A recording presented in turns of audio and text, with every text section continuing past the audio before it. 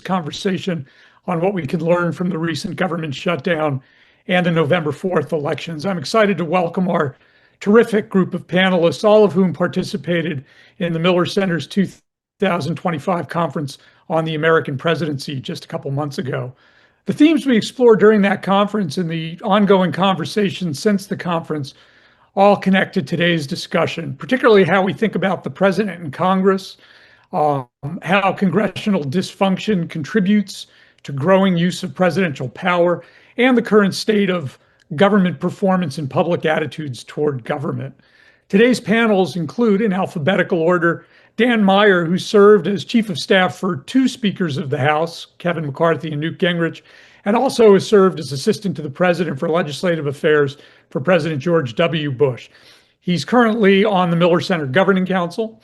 Rachel Potter, an Associate Professor of Politics and Public Policy at UVA and a Miller Center Senior Faculty Fellow. Doug Sosnick, a political strategist who served as Senior Advisor in the White House and Political Director during the Clinton administration. And Louisa Terrell, a practitioner, Senior Fellow at the Miller Center, who served as Director of White House Legislative Affairs during the Biden administration, as well as senior leadership positions in the White House and on Capitol Hill. We'll take audience questions toward the end of the discussion. Please submit your questions through the Q&A function at the bottom of the screen.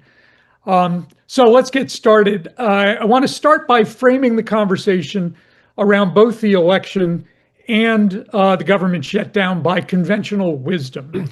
The conventional wisdom, I think, is that the November elections followed the historic norms in Virginia and New Jersey, where typically after a presidential election, the gubernatorial candidate for the other party wins. And then we also had additional elections, both the mayoral election in New York, a California ballot initiative on congressional districts, as well as a number of local elections. The conventional wisdom seems to be that Democrats outperformed in all of these elections. The Virginia and New Jersey governor's races were deemed by the polls in the run-up to have to favor the Democrats, but by narrow margins. In both cases, Democrats won in the mid-teens, which far exceeded the predictions. And in California and New York, the California redistricting fight was deemed to be close. The ballot initiative won by over 60%, and we now have a Democratic socialist mayor of New York City. And yet on the government shutdown, while polls suggested it was favoring Democrats, the number of Democratic senators that voted to end the shutdown appear to have sowed division within the party over whether that was the right thing. And President Trump claimed a victory as he signed the government back into action. In a recent CBS poll, Americans said Republicans got more out of the shutdown deal than Democrats did. So I'm going to turn to our panelists for a quick round robin to each of them.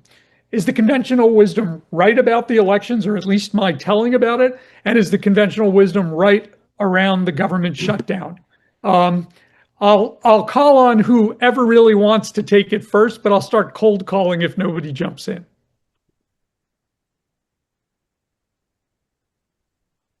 Bill, if no one else wants to jump in, I would defer to our esteemed pollster in terms of maybe the nuance of it. But I certainly think the conventional wisdom on the results of the election were spot on.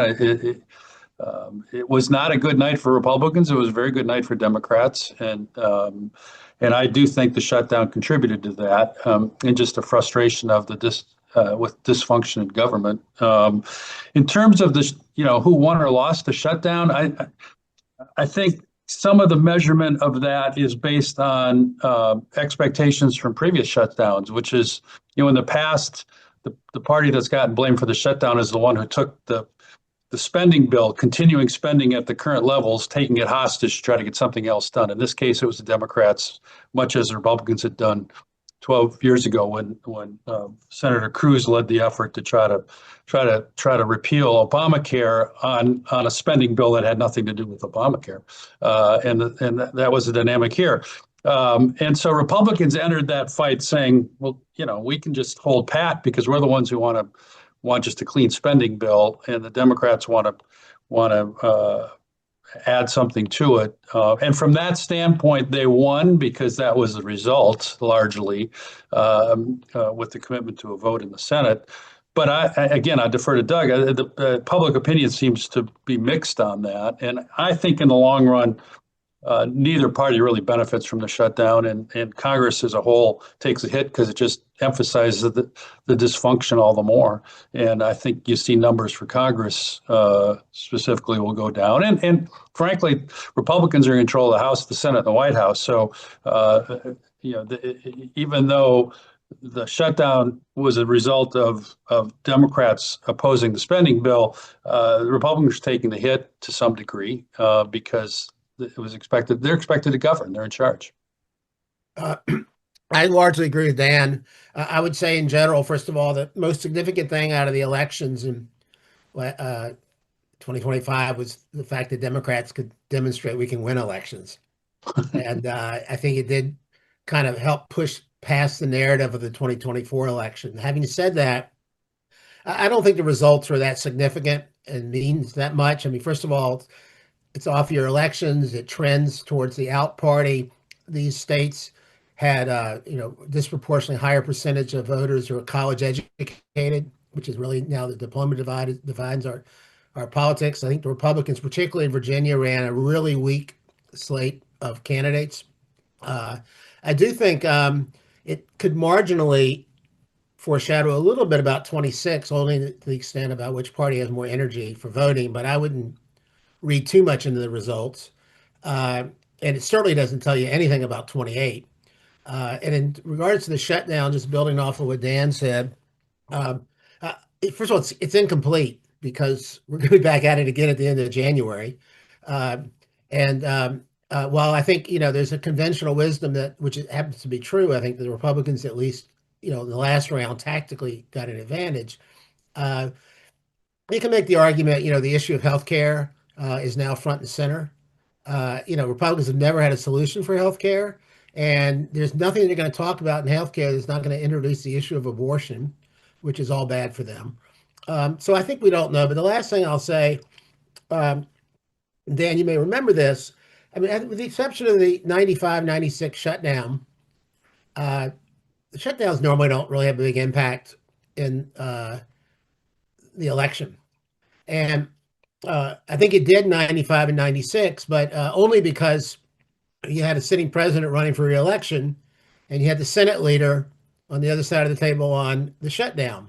And the polling in January of 96, right after the shutdown was over, mirrored the polling the day after the election.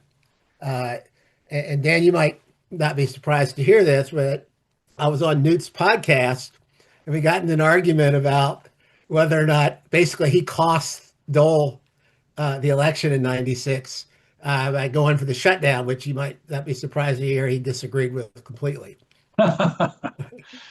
Not surprised. I'll just pick up on the shutdown, just a couple of, I look at it a little bit differently aside from how it impacts the politics. I just thought it was very interesting, a couple of things that I observed. It was interesting that there was such a lack of urgencies.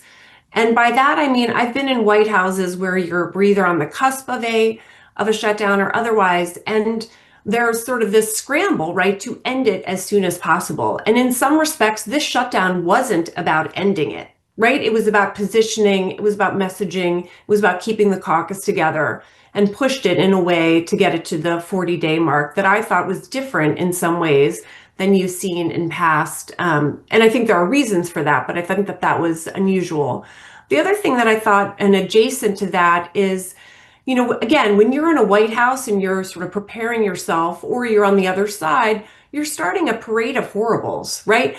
VA is not able to pick up somebody's call. You're not able to do food inspections at X or Y. I mean, you sort of line up all the ways that the shutdown is having these implications.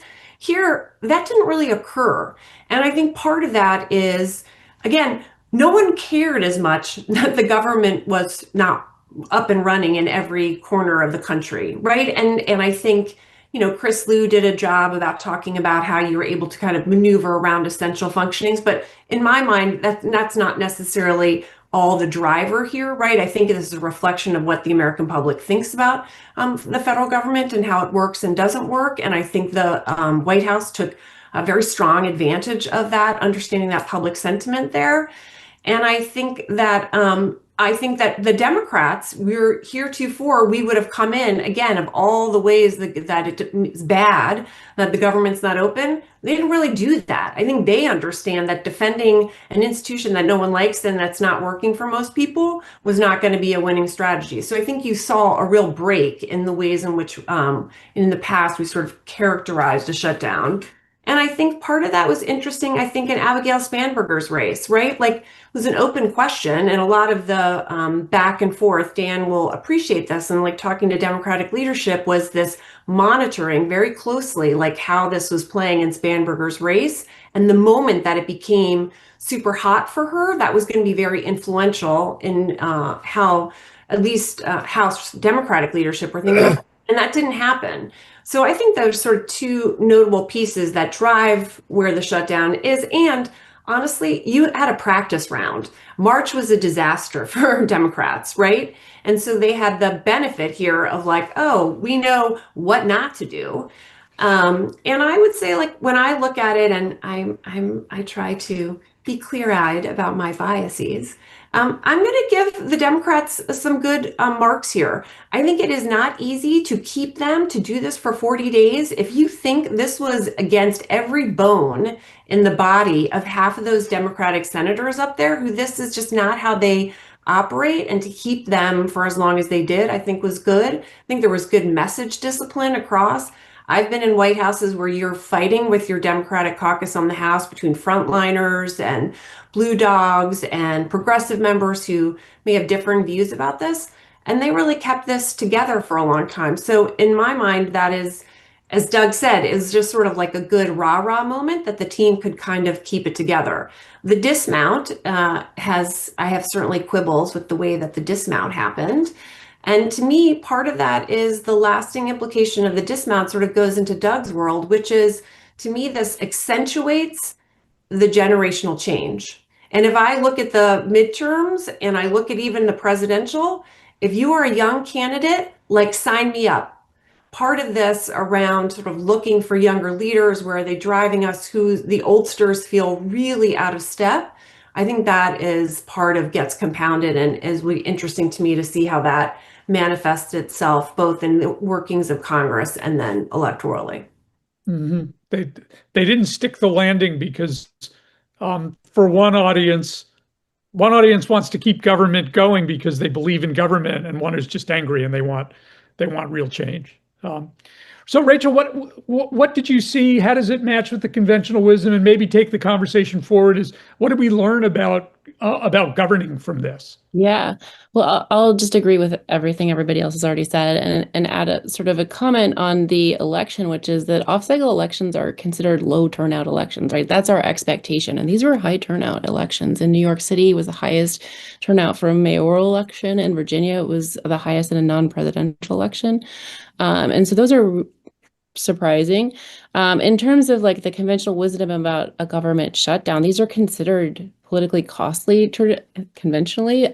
I don't know that this is. I don't know that anyone's going to bear a long-term cost. Like, flights are back up and running. SNAP benefits are going out this week. People aren't, I don't think, well, I'll ask Doug this again later, going to remember this come election time. So the other sort of way people have talked about shutdowns in the past is the economic and social consequences of them. And CBO actually the Congressional Budget Office put out a report, and I'm going to quote it here. They said, the negative effect on the economy that will mostly but not entirely reverse once the shutdown ends. So CBO is saying don't worry, this is a nothing burger. I think that's sort of speaks to this long-term effect, and that gets us into the sort of your next question, right? Which is like, what did we learn from the shutdown? Like, what are the governing consequences? And here, I'm worried that we took away all the wrong lessons, right? So, and Louisa mentioned this, right? What the accepted versus furloughed employees, so like who actually has to show up to work. 48% of federal employees were accepted. That is a really high number, right? And if we look at the ways the American public interacts with the government, the VA had 4.2% of their workers furloughed. IRS or the Treasury had 2.2%. Social Security had 12%. And if you think the post office, right, if you want to be like really, what is the federal government, right? They weren't affected at all. And so we have all these ways people are intersecting with government. They're hearing on TV and the news about a shutdown, and they're not experiencing, most people, any direct consequences, right? So government doesn't matter. That's one lesson, right? I worry that's a lesson. This is something politicians fight over. Right now, we're in our 23rd shutdown since 1974. We're in yet another continuing resolution for the moment. Like, oh my gosh, like that's all the way we budget, and everyone knows it now. And what's going to happen at agencies? So, according to the Professional Services Council, which is a trade association for contractors, they said we won't dig out from the shutdown until March of 2026. So that is assuming we don't have another shutdown at the end of January. If we do, right, imagine you applied for like a new repayment plan for your student loans, right? You can apply during the shutdown. It doesn't matter. You can submit online, but somebody's gonna have to process that. And the lead time for that is just gonna roll out and out. And so the lesson from that is, man, these people fight over everything, and we still don't have a government that works even after all of this, right? Because it's really slow to get these things processed or done, whatever it's food inspections, it's whatever it is. So I'm worried that we took away the really wrong lessons. And the thing that broke the shutdown was flights, right? Which is a thing that rich and privileged people do a lot of. And most average Americans fly very rarely, right? They do fly, but not like weekly, or they're not. And so again, it's sort of the rich get richer. The government doesn't work for us. Like it's all I'm very concerned about the sort of lessons that are sent by the shutdown. Doug, I want to turn to you, and you do these periodic memos, and the one that came out just after the shutdown was so rich in many ways. There were two things in it that people have touched on a bit, but I'd like you to talk more about. One is President Trump was not on the ballot, but Trumpism at some level appears to be, particularly the reaction to the last set of months, and on this question of disruption and government not working, right? He's elected as a disruptor and running against the government, and he now owns it. It's not the last election where President Trump is going to still be president, but it's the first election that he's not on the ballot and won't be on the ballot forward. So if you can take those two things forward, people's attitudes about government and people's attitudes about President Trump, and tell us where we are. Well, I think I agree slightly, disagree slightly with Rachel. I think people felt the impact, and I think that that's going to stick. And the one thing that I feel completely confident is that there were no winners in the shutdown. And the biggest loser was people believing that there's a role of government. And this reinforces the cynicism that people feel in America. And I think the Mondami victory is relevant to this. So the main reason people say he got elected was he was a socialist, which I think was actually the third most important reason. I think the first reason was he was on the right side of the candidate who's for breaking things. And, I think almost 10% of people who voted for Mondami voted for Trump.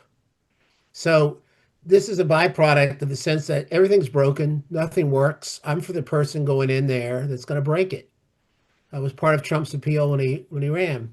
And the second issue that I think drove his candidate to his victory was something Louisa already touched on, which is the desire for generational change of leadership in our country. I think in that Mondami did that, and you couldn't have found a better foil for points 1 and 2 than Cuomo in terms of, the old guard, the old guy, the old system. And I think socialism came in a distant third as to why people voted for him. I think at the core, I want to answer a question that Louisa posed. The reason we had a shutdown and no one budged was because the political incentives in our system now for both parties is to appeal to the base and to not work on across the other side. And that's due to a realignment in American politics based on education. And whereas when I grew up, all politics was local, now all politics is national. How you vote for presidents, how you vote for the Senate, it's how you vote for the House, it's how you vote for governor. So 400 out of 435 members of Congress are far more likely to lose a primary than a general election. There are only 10 senators from a different state than the presidential candidate who carried their state. There are 39 states right now controlled by one political party. So the incentive system, you can say what you want about members of Congress, but they understand how to keep their jobs. They understand what their incentives are. And so we have an incentive system right now to not work across lines. I think it's going to get worse because of the pressures on a midterm election, which are increasingly about turnout, not about persuasion. And we're going to have the first open seat presidential election in 12 years. So both parties are going to be incentivized in their primaries to appeal to their base. So we have bad incentives, and it's going to get worse before it gets better. And the last two things I'll say is Donald Trump, we've been living in the age of Trump, politics in the age of Trump. Since he rode down that escalator, he has dominated American politics. Biden will be looked back as a speed bump in the age of Trump. But Trump not only did a hostile takeover of the Republican Party, but for the last 10 years, the Democrats have stood for nothing except beating Donald Trump, which is one of our problems. And the 2028 election will be about the future of America post-Donald Trump. And that's what the stakes are going to be. And it's going to be a generational change of leadership like we saw in 1960 when Kennedy came in after Eisenhower. And that's the big election coming up. And 2025 and 2026 will tell you nothing about the next presidential election. Doug, thank you for that. It's terrific. Maybe as a way to pitch that forward, looking to the new year, to Dan and Louisa, if we expect both parties to fight, because midterms are about mobilizing turnout of the base, where do you see the fights? We mentioned that there's, a looming Groundhog's Day in January about the shutdown. Is that fight going to be over healthcare? And will it play out the way this one did? The reason that Democrats appear to have folded was they didn't think they could win on healthcare. Do they think they can win in January, or do they want to keep teeing this up as long as they can so that ultimately that's what the midterms are about? Where are the fights and when will they happen? Dan, you want to go first? No, go ahead, Louisa. I mean, look, I think part of it, Bill, as I thought about this a little bit, is I think the Democrats are going to have a hard time because they don't really know how to fight in the kind of DC Beltway, right? We have this January. I'm personally, I'm skeptical that we can do the exact same thing that we sort of marshaled and have another face off in January. I think we have to see a little bit more of whether that's there. But more generally, Bill, think about if you're a congressional Democrat, how are you going to show that you are fighting for a whole year? As much as the midterms are around the corner, that is a long time. Is that how many floor speeches does it mean? How much grandstanding are you doing at a hearing? It's just very hard for them to maintain what Doug, I think, rightly points out. The only thing now is how you are fighting. And I think that's hard for Democrats to do in DC, and how are they going to do that in their district. So I don't think the fights are going to be about legislation. I generally think our legislative agenda for the next year will be light. And Dan and I have lived through this. You just put up amendments and try to corner people. Like, how are you going to make it super hard for, say, Senator Ossoff or I think that'll be the usual play. But I think more importantly, the pressure on a Democrat right now of demonstrating that you're fighting and that you're seeming anti-institutional, right, at the same time, if the system is broken, that is like hard to do.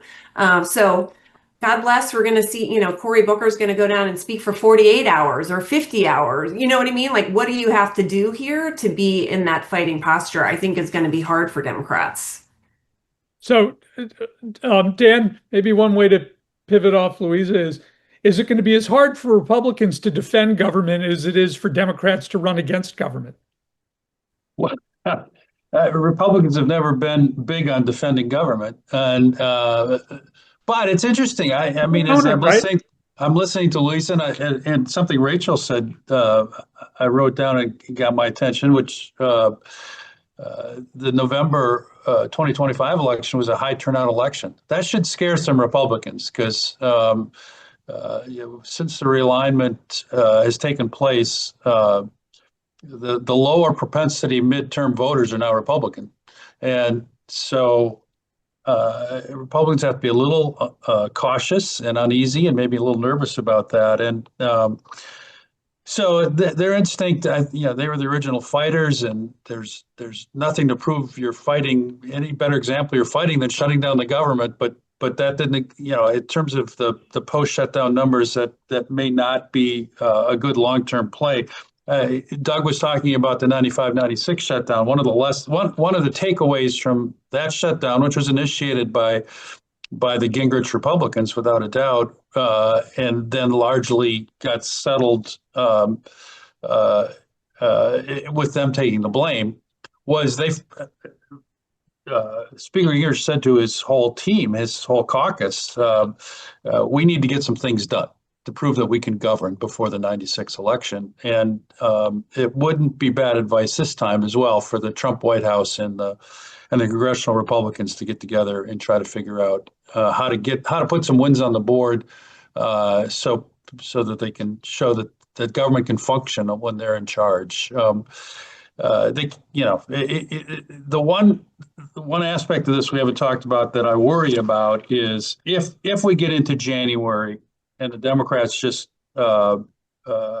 deny the votes to extend spending or whatever government spending plans there are, I think the filibuster is at a great deal of risk because President Trump has made the case. So we've got the majority in the House, we've got the majority in the Senate, we've got the White House, and yet they can make us look like we can't govern.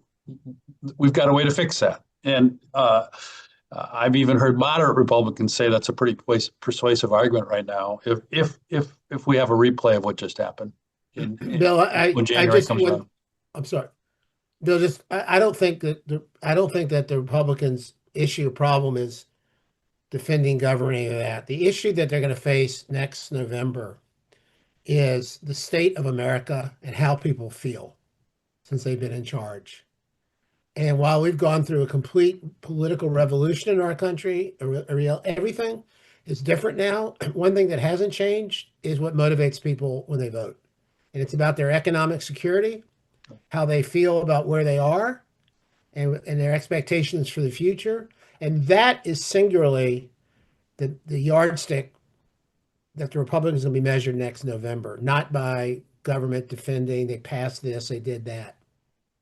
Still about the economy, to quote James Carville. Yeah, Doug, to pick up on that, and to what Dan said before, so that means if the Republicans are going to govern, including by things, focus on getting some things done, including doing things like getting rid of the filibuster,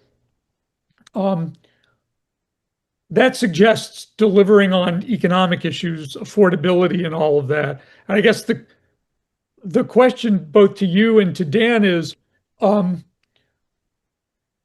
does that differ from the last year where a lot of the Trump activities didn't seem to voters, at least, to be focused on those issues?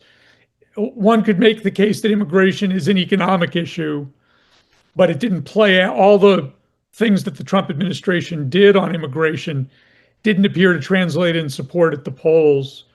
Some of the issues we've experienced at UVA, the focus on higher education, didn't seem to play out as a pro-Republican voting issue. What does a Republican agenda that delivers on affordability look like to bring what appears to be swing voters back to the Republican side? Well, the irony, of course, on immigration is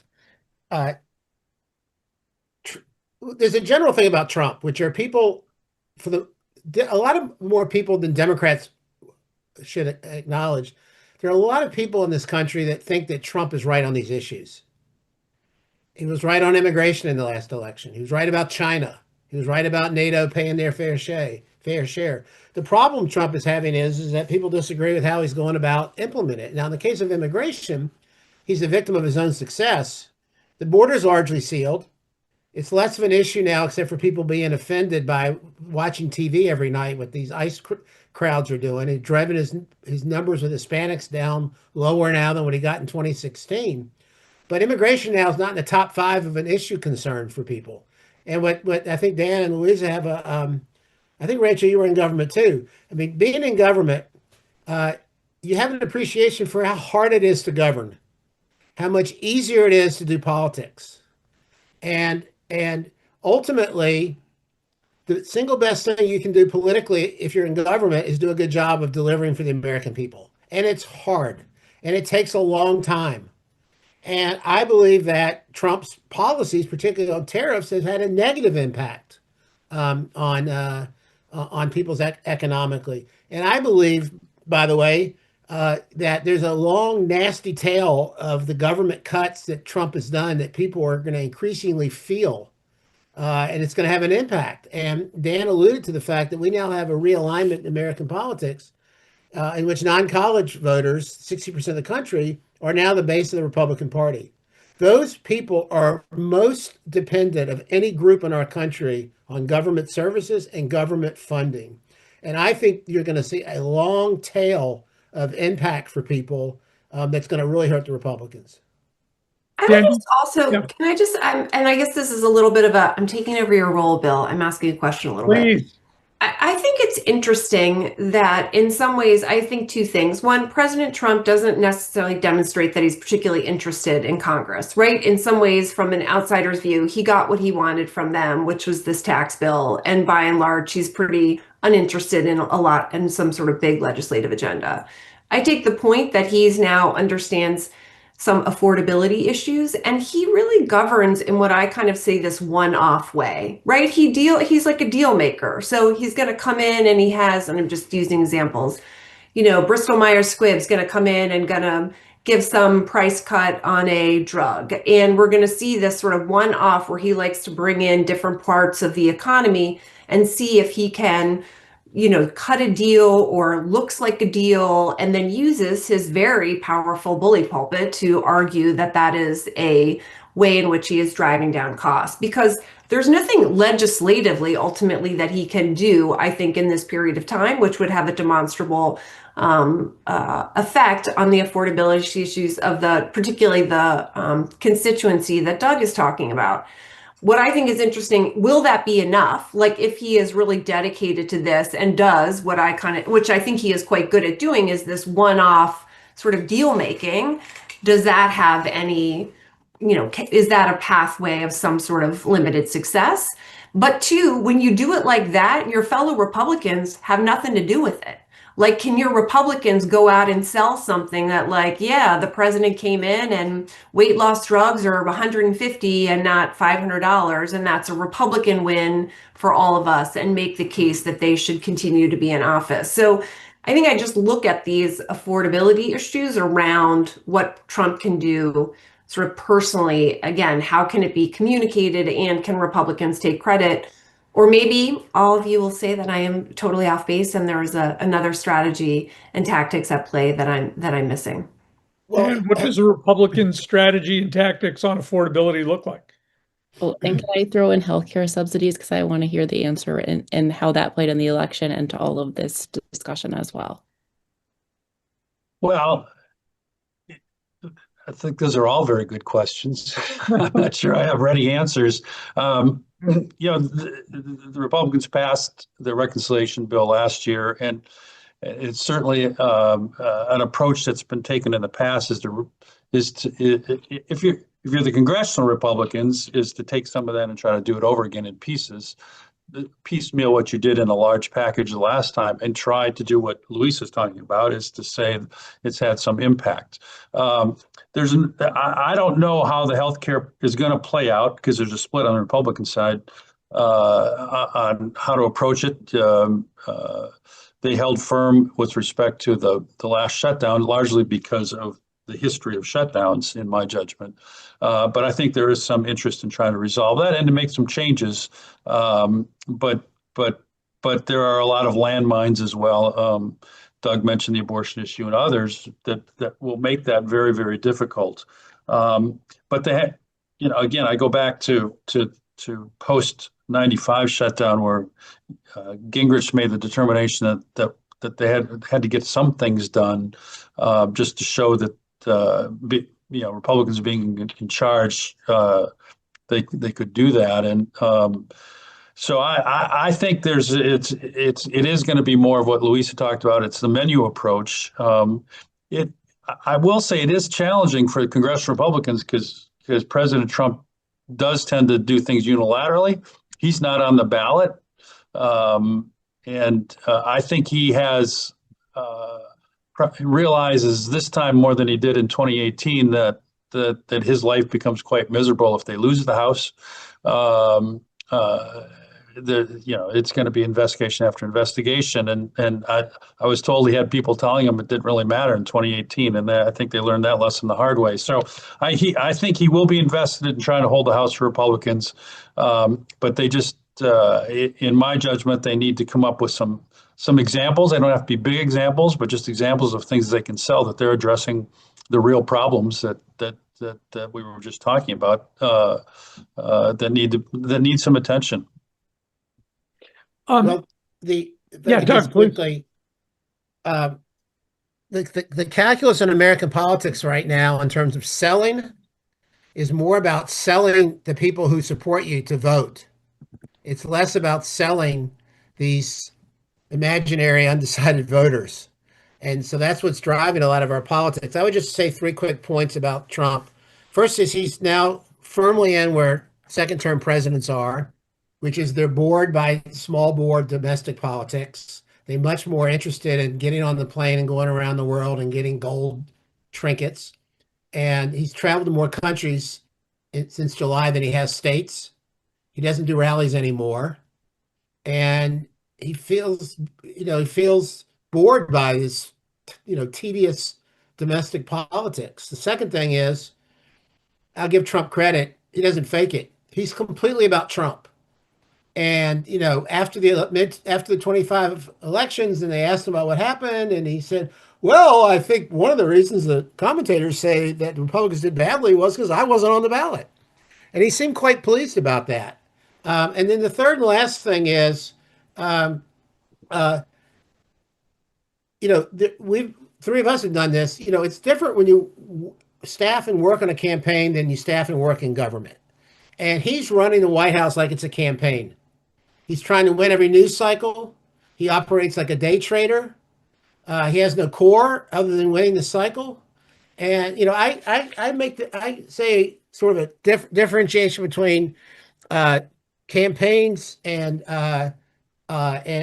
governing is campaigns is like eating junk food. It's like this, you have this mound of stuff, and you either throw salt on it or sugar on it. And that's what junk food is. It's either salt or sugar, and people eat it and they get a buzz, but then it bears off and they get a headache.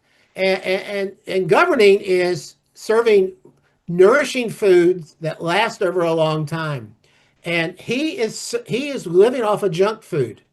And you cannot put points on the board and make people's lives better if you're running a campaign that's all about tactics, it's all about news cycles, and it's all about a sugar or salt buzz.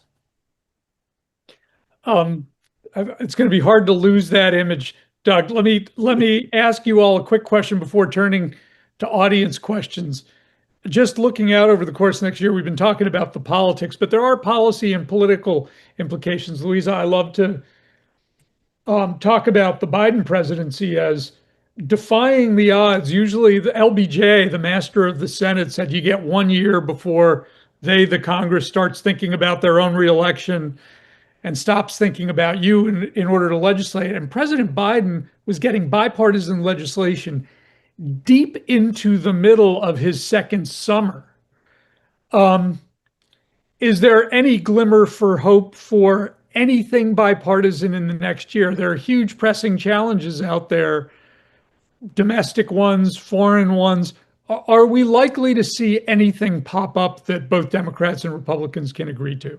Or has the 2026 midterm already begun and it's all about what happens? I'm trying to put on like a hopeful face here, because I'm an optimist generally. I do not think so generally, Bill. I mean, Rachel will appreciate this on healthcare. I'm literally like, my kids are in their 20s, and I'm like, I will bet you my grandchildren there is no way on God's green earth we will get anything done on healthcare for like in the short term. That is just not happening. I'm happy that people are chatting about it, go nuts, but we are not going to pass anything substantive in that for a whole variety of reasons. So I generally think, Bill, we're not. I would put two small pins out there. And I'm very, again, happy to be shot down by the smart people on the call, is I think there are some things around this AI kind of agita is out there. And I think it brings together some interesting, both sides of the aisle on some of this. And I think there's some fear out there. And there is also manipulations that are already happening with respect to electoral politics with AI, whether that's a deep fake, whether that's a voiceover. Could you see some space where maybe they would come together here? And or does it have to do with sort of the AI race with China, that you see some implications with some of the usual suspects who have worked together before, either in the sort of like national security, sort of global economic worries of the country? Could you see something sort of de minimis happening there? Sure. I think both of those issues don't necessarily do anything for base turnout that Doug so rightly points out is what you would need to do in 26. But of any of the topics that are kind of out there, they strike me as things that have like a little bit of traction. But again, that is my overly optimistic base. I think particularly when you look at where Leader Jeffries are and Leader Schumer are, kind of how they're leading what they have to do as leaders, I think that also is a real disincentive probably for bipartisan work. But Dan, maybe you're more hopeful than I am on this Tuesday morning. No, not really. I mean, look, one of the things that was obvious during the shutdown and why many of us thought it would be a long shutdown when it started, was because the lesson that everyone took away from last March is that you couldn't compromise. The Senator Schumer certainly couldn't, and Leader Jeffries had already thrown Schumer under the bus once, so it wasn't like he was going to go that route. So I think we're into the midterms already, and you know, I don't see much hope for a lot of bipartisanship at this point. You know, barring some unforeseen crisis that requires it. But I think both sides are again going to want to convince their people that they're up here fighting, and that seems to be the coin of the realm right now. And as Doug has pointed out, most people are more worried about primaries and general elections anyway. President Trump's not on the ticket, so he's going to have to be convinced to try to help congressional Republicans. And if you look at tariffs and some of the other things, it is contrary to what a lot of Republicans think and what they think would help their constituents economically. So they're kind of in that box themselves. So Dan, can I pick up on the tariffs question? Yeah. Because since the election, with the focus on affordability, we've already seen President Trump move to lower some agricultural tariffs. And then there's the looming question of what the Supreme Court does. And if the court overturns the Liberation Day tariffs, um, is there a chance actually of bipartisan support to actually do some of these lower, where the tariffs in a lot of the countries, like in the EU agreement and the UK agreement, came down in the 10 to 15% range? Could we see a bipartisan deal to actually lock those in? They're not the 30 to 50% or 60% tariffs that freaked everybody out and the markets went nuts for, but they generate revenue. They appear to be somewhat popular because they're sticking it to somebody else. And whether or not they're good economics because they raise prices, there does seem to be some Democratic support for some of this. Or is it just a total mess if the court throws these things out and then everybody's scrambling to figure out how to refund money and reset relations with all the allies and partners? Well, I think it's a mess because you probably have divisions in both parties, and sorting out where everybody comes down in that world will take a little time. I don't know if Democrats are going to want to cooperate in setting new tariff levels for President Trump. I'm not sure Hill Republicans who, as you say, if they've concluded it's causing a rise in prices, and Doug talked earlier about it, it's going to be about affordability. Is that the side of the issue you want to be on? So particularly if you're from a rural area where a lot of the House Republicans are at this point. So I think it's a very open question, and it would be very interesting to watch. But I'm not in a position to make predictions on how they all settle out. I'd make 2 quick points, Bill. First is, when we talk about the elections in 26, we're only talking about right now 35 House seats that are considered competitive, and 6 Senate seats are considered competitive. That's it. So for 400 House seats and 29 Senate races that are up, they're not competitive. So it doesn't really matter what goes on there. The other thing I'll say to you quickly, in response to your earlier question, for the last 20 years, and I have no plans on changing this right now, for the last 20 years, on the over and under, on the question, do you think blank will get done and pass? I always take the under. And I don't see any reason to change that strategy anytime soon. I agree with that. The only thing I'd add to what Doug just said is there may only be 35, 40 seats in play. It only takes 5 or 6 to flip the House. So they're very much worried about that up there, or both sides see it in play, and so that'll be they're going to try to figure out how to hold it. And that you're right, and these are competitive seats generally because they're not either disproportionately high educated voters or low educated voters, because if they were, they'd be on one side of the party. So these are districts and states that generally are in the middle of education levels and don't bias either party. In these swing congressional districts and Senate seats, Trump is less popular in these states than he is nationally. Doug, can I do a follow-up on that? A question in from the audience, which is the influence of redistricting. We saw obviously Texas redistricted, California responded. There are battles in a number of states, potentially even in Virginia. Does that 37 number of seats in play, that I'm assuming that factors in all of this redistricting?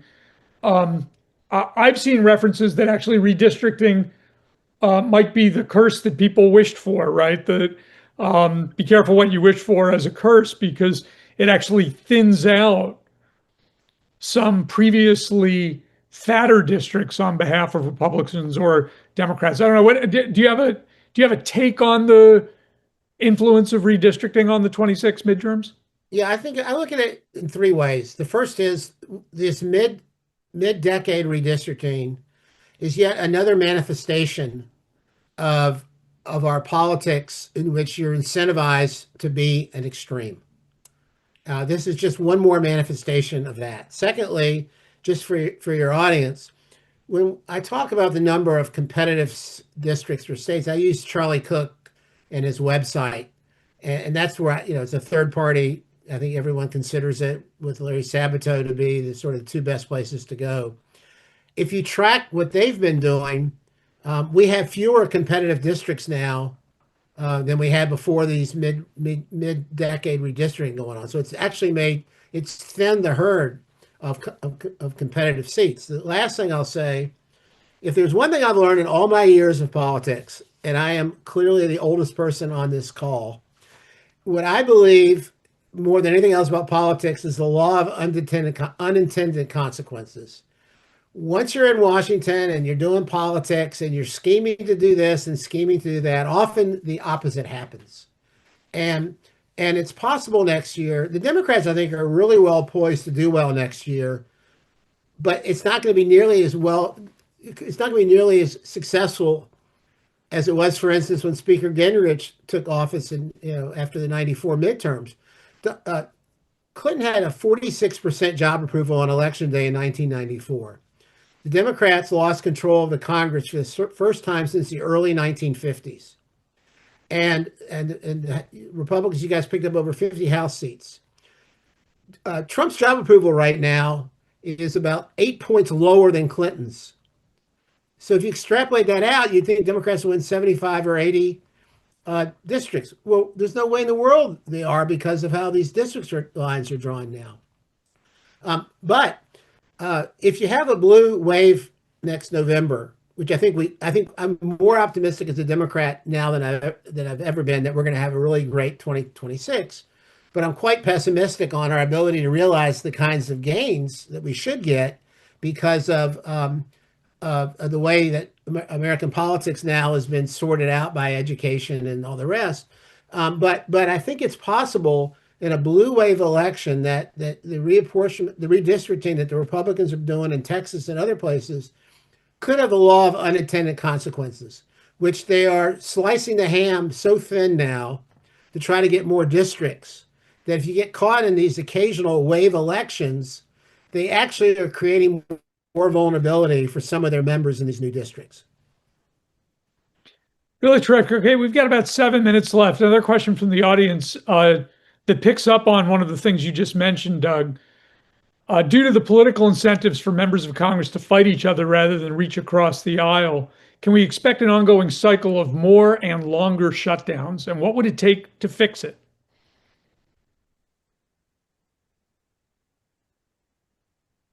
I certainly think that's a possibility. Absolutely. Going into this last shutdown, there was a conventional wisdom about shutdowns, which was the party that's taking a clean spending bill hostage to try to get something else done would pay a political price, and I'm not sure that was the case this time. So there might be more willingness to do it again. There's been legislation proposed. I think Senator Johnson from Wisconsin tried to offer an amendment during this process where it basically said if there's no agreement on appropriations bills when they expire, you have an automatic CR for that part of the spending.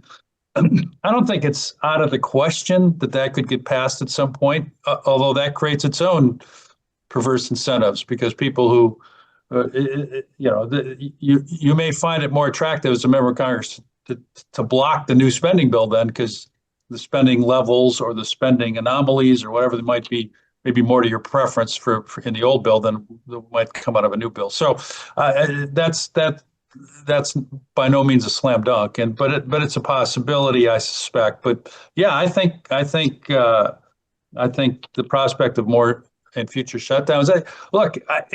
One of the things about this last shutdown is, and we've talked about it a little bit, or at least made reference to it, is the people didn't get particularly worked up about it. I saw a post one time, former Speaker Boehner's press guy, Brennan Buck, one day posted that particular morning in the middle of shutdown, and for those of us who've lived through shutdowns, it's a hand-wringing, intense, normally type of experience.